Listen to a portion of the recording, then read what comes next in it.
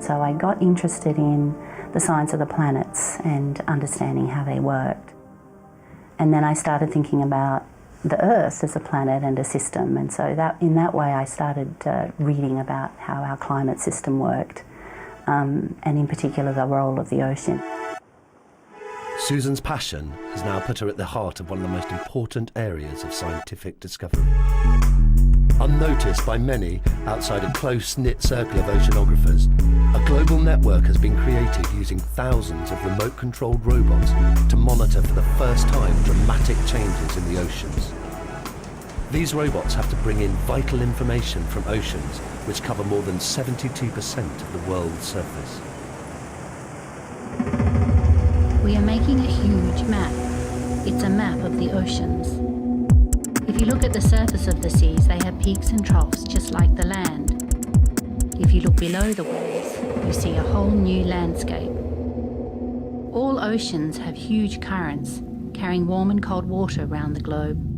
Driven by winds and the cycles of change in temperature and salinity within the water, they have a huge influence on the patterns of the weather around the world. Measuring the currents helps us understand how heat moves around the ocean and to learn more about its impact on the climate. I think one of the challenges we have is we're trying to get as close to the surface as we can, but we don't know the bottom depth so well. We just need to know what's the height or the lowest point you can keep this top instrument at. Sure. As an oceanographer, an important aspect of my work is to measure the ocean currents. The currents reflect the circulation of the ocean and how it moves heat around the planet. And so we really need to understand that circulation in order to understand the ocean's role in maintaining our climate. Susan's team have been discovering how the ocean currents of Indonesia, including islands off East Timor, influence the variability of the climate in Australia, such as 2011's dramatic floods.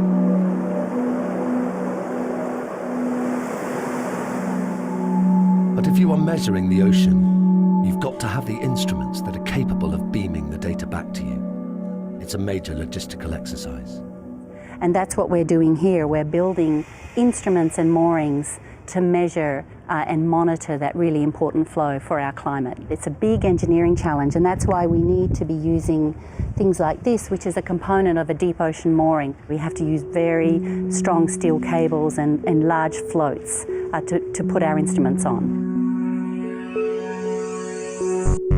And these are the 2-meter-long robots that have revolutionized ocean science. They cost $10,000 each, and there are new ones being deployed constantly to beam back new data to scientists across the world. These robots of the sea are known as Argo floats. They have changed everything. It's taken us a long time to get where we are today in observing the oceans because the technologies that were needed to get to where we are did not exist 20 years ago. These technologies of autonomous instruments that can operate unattended by themselves out on the ocean, freely drifting for periods of years. As these Argo floats drift, they collect temperature and salinity measurements up to a depth of 2,000 meters. Essential information for scientists to better understand the changes that are taking place within the seas. Over the last 50 years, there's some very clear things that we can see have changed in the ocean. The first most prominent one is that it's warmed. At the surface, we see a broad warming of the ocean that tracks the warming of the land. So Argo is what we call a broad-scale observing system. It's mapping the very broad-scale structure of the ocean and how it varies and changes. And the idea is to take these very rather simple robots, that we call them profiling floats, and we want to put one of these floats out in the ocean, basically one float every 300 kilometers in latitude and longitude.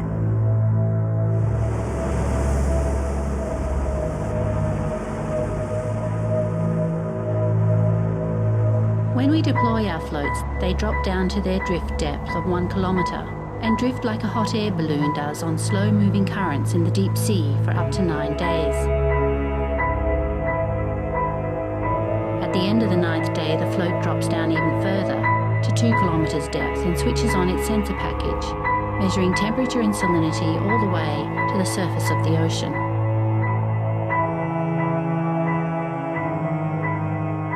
And this is the part of the float that's sitting up out of the ocean when it surfaces. The rest largely stays submerged. This probe beams the information collected to a satellite system that geolocates the float and delivers the data to a ground station. The cycle is repeated every 10 days for between 5 and 9 years. Accuracy in the Argo dataset's really important because we really need to be confident in the observed rates of change of the ocean. So it's essential that we remove any problems with the dataset so we have great confidence in the observed rates of change. Unusual amongst research projects, this real-time data is made freely available on the internet within 24 hours.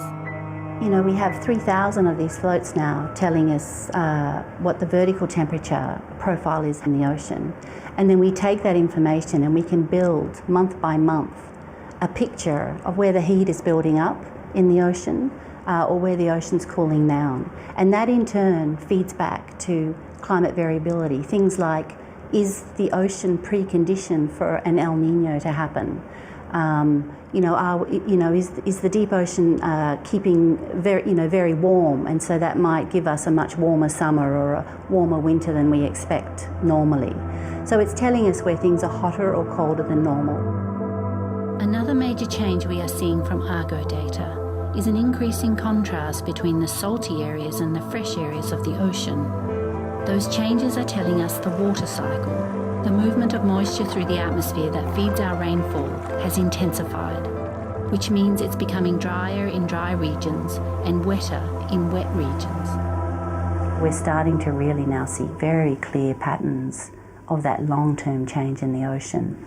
And Argo's been a key facilitator in that because we have such now a very clear modern baseline upon which to compare our older data. Thanks in no small part to the Argo robot floats. The evidence they collect makes the role of oceanographers central to understanding the most important changes in the world's climate. This is the only mechanism we have available for monitoring the ocean heat content. We know heat is changing in the climate system, and about 90% of this change is occurring in the oceans. And Argo is it's the only game in town. It's the only mechanism we have to monitor this.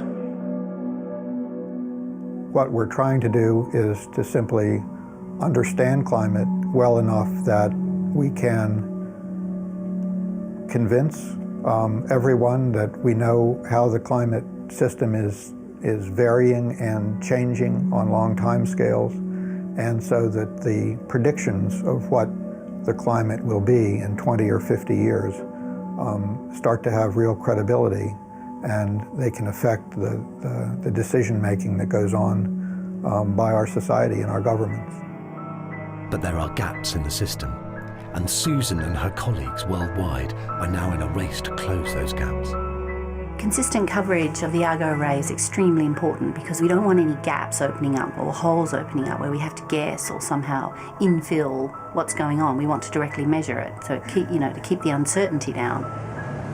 There are gaps in the system in the Arctic and Antarctic, gaps in the Southern Ocean, and gaps caused by politics and bureaucracy in some countries who still need convincing to come on board. And there are gaps caused by pirates.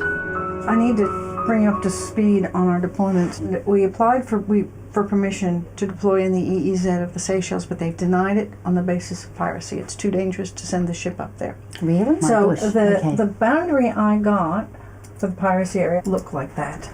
That is amazing. You've got, it's a huge area. You simply can't put the deploying vessels at risk at all. So No. With a quarter of the Indian Ocean now a no-go zone due to piracy, that risk 30 area is now floats need relocating.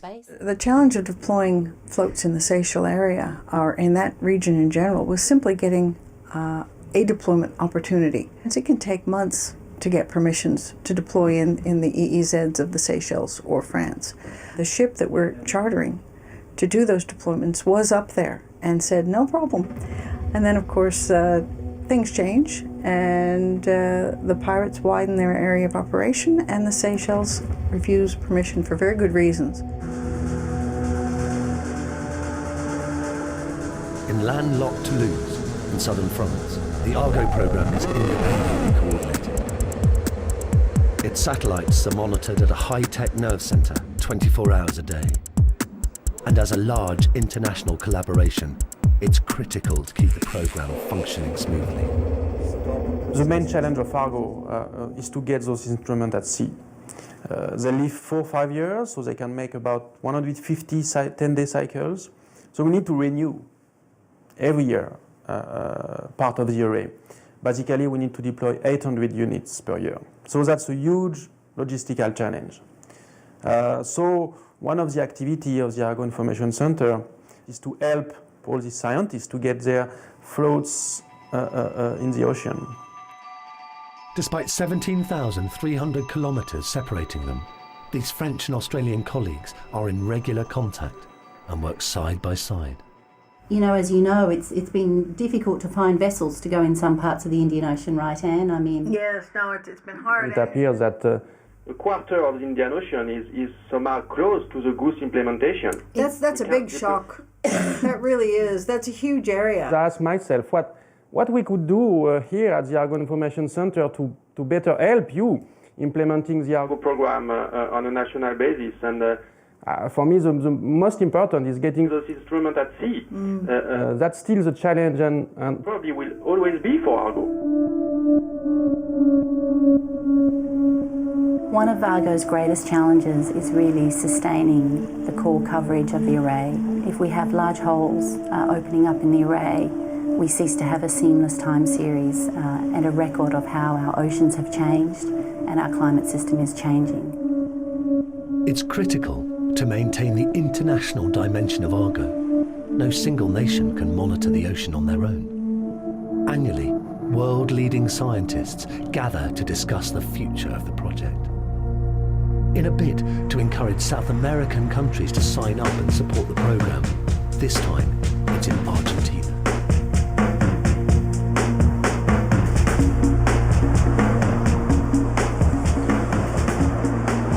As co-chair, Susan is responsible for leading a large part of this meeting.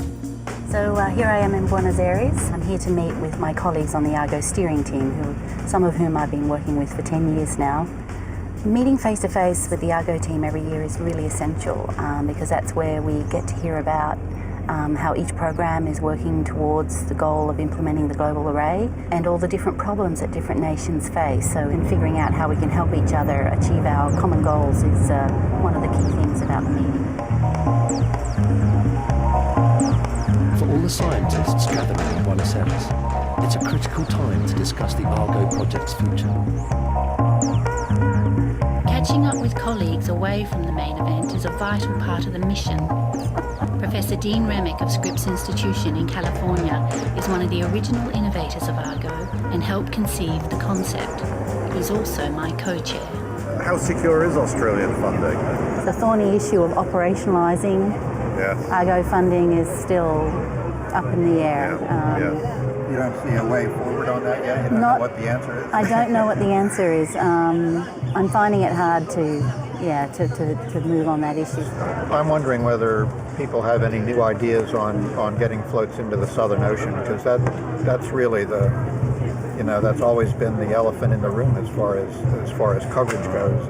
The big challenge is the vehicle to get them there. It is, especially if we're successful in building longer-lived floats, so we can support a 4,000 float array instead of a 3,000 float array, for example. Then we've really got enough floats, and the question is, how do we get them there?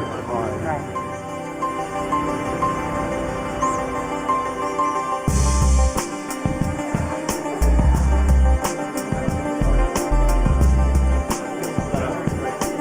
Load up if possible.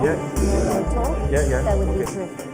What I'm hoping for from the meeting is for us to have some certainty that over the next year or two we're going to be able to maintain the Argo array. And so that's all around discussions about whether national programs feel that their funding is secure to ensure that we have enough resources lined up. State your role and your home base. I'm Khan from Japan, JNA. Juliet Hermes from the South African Environmental Observation Network. This is the group that's responsible for the international coordination of about 25 national Argo programs that each make contributions. Some of you will come from the Lima, Korea. John Turton from the Met Office in the UK. Well, at the Met Office, we run forecasting models to predict conditions from sort of seasons ahead to several years ahead. The Argo is the observing system that gives us that information, which allows us to initialize those models and make predictions on those timescales that, have some degree of skill. I'm Ravichandran from India. The Argo data we are using, we want to use for the better monsoon forecast system. It's terrific that the steering team is meeting here in South America for the first time, largely because Argo really needs to increase the number of partners internationally, and so we're trying to welcome as many nations as possible into the global program. We still need to complete the core mission and sustain the array, which still remains a challenge for many of our national programs. We need to broaden the support base for Argo by having new partners and new countries join to really broaden the support base and make it more robust. With each float lasting between 5 and 9 years, annually at least 800 new floats need to be deployed, a huge logistical challenge. 800 deployment last year, so we still have a deficit of 300 units, which means that if we want to catch up with that, we need to deploy 1,100 floats this year. I really think the cooperation and deployment planning and cooperation with regard to deployment planning is crucial this year. We have about 30 countries implementing the program. It's not enough. We need more. We need more assistance from the continent, the South American continent, to get more instruments at sea, to maintain the array, but also if we want to expand it, as we plan to do in the future, we need more involvement of this region in the program.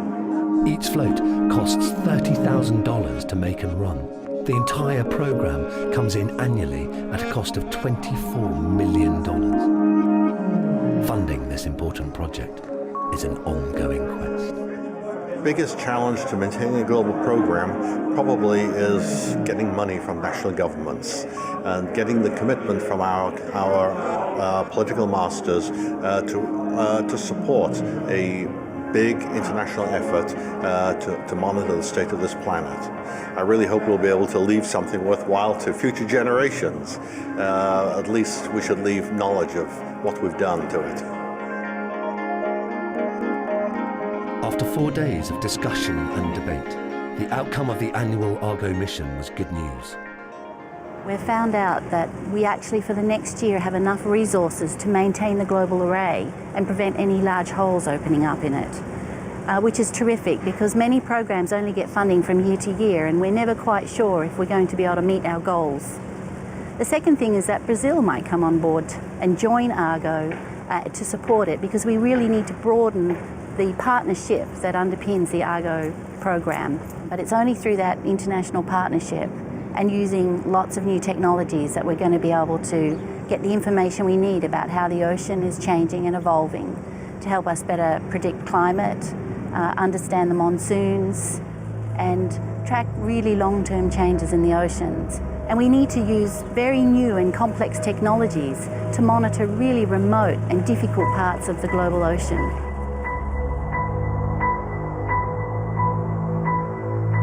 The launch of the satellite Aquarius is an exciting new development in mapping the surface of the ocean. It's complementary to the Argo robots, serving the growing observation of the entire global ocean.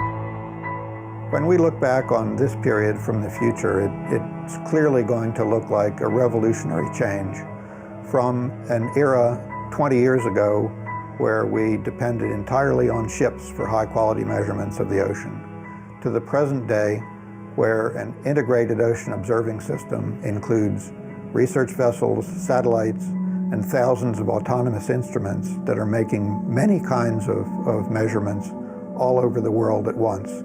And this will be a revolutionary change in our view of the ocean. Policies that government introduces really need to be underpinned by good, strong science.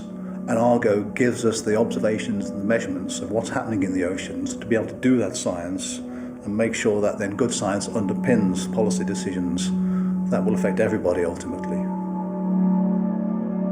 A robust global ocean observation system is essential, and through this, the gaps in our understanding of the oceans are being filled. Future generations need this information, and it's urgent we gather it now because our oceans are changing and we need to understand that change and where it's going to take us into the future.